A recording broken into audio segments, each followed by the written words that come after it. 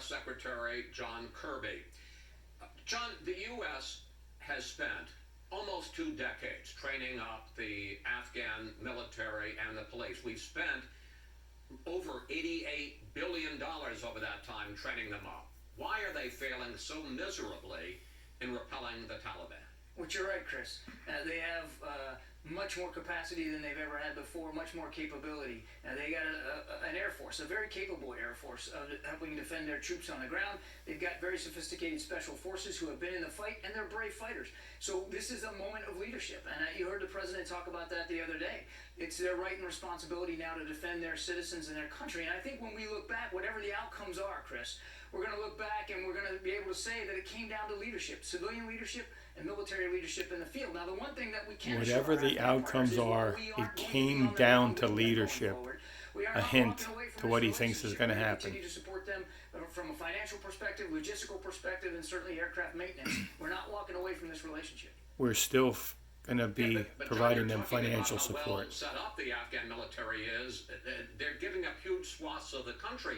The Taliban now say that they control 85% of the country. I know you dispute that, but the Long War Journal, which tracks this kind of thing, estimates that 13 million Afghans now live in areas controlled by the Taliban, 10 million in areas controlled by the government, and 9 million in contested areas. And as you just heard Greg Palcott report, the Taliban is now fighting for control of the second largest city in the country, Kandahar, and people are fleeing the country. Are you surprised that the Taliban is making these kinds of sweeping advances so quickly? We're certainly watching with deep concern, Chris, the deteriorating security situation and the violence, which is, of course, way too high, and the advances and the momentum that the Taliban seems to have right now. I mean, we're not unmindful of that, Chris. We're watching it and monitoring it, which is why we are, again, working with our Afghan partners to encourage them to use the capacity and the capability that we know they have, and we know that they know how to defend their country. This is a time for them to step up and to do exactly that.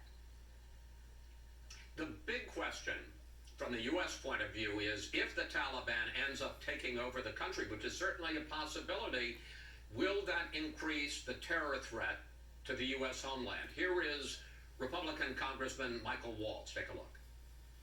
Al-Qaeda will come roaring back in the wake of a Taliban takeover, much like ISIS did when Obama pulled out of Iraq. And we saw what happened there with attacks across the Middle East, Europe, and the United States. John, President Biden talked just this last week about our being able to blunt the terror threat from, quote, over the horizon, which means from not in country in Afghanistan, but our closest military bases to Afghanistan are more than 1,000 miles away. Are we really going to rely on that to protect the U.S. homeland from increased terror threats if terror groups find new safe havens in Afghanistan? We always want to find additional options, Chris. That's why we're working with neighboring countries that are closer to Afghanistan to see what the possibilities are.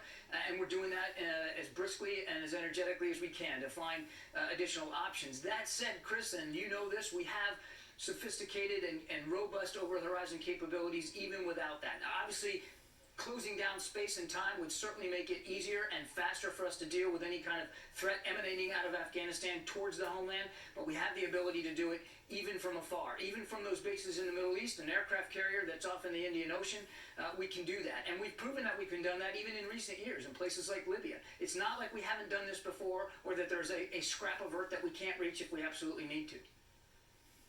But in fairness, when you talk about Libya, we think of Benghazi and the fact that when that embassy was under attack, now I understand we're not talking about that, we're talking about them hatching plots. It took hours for U.S. resources to get to Benghazi, and by the time they got there, it was too late. Let me move on to another subject. There's also the question that I think a lot of Americans ask about the millions of girls in Afghanistan and women, the girls in school, the women leading full lives. What happens if the Taliban takes over and puts all of those girls and women back under Sharia law, puts the women back under the burqa? Are we really in effect saying that's not our problem?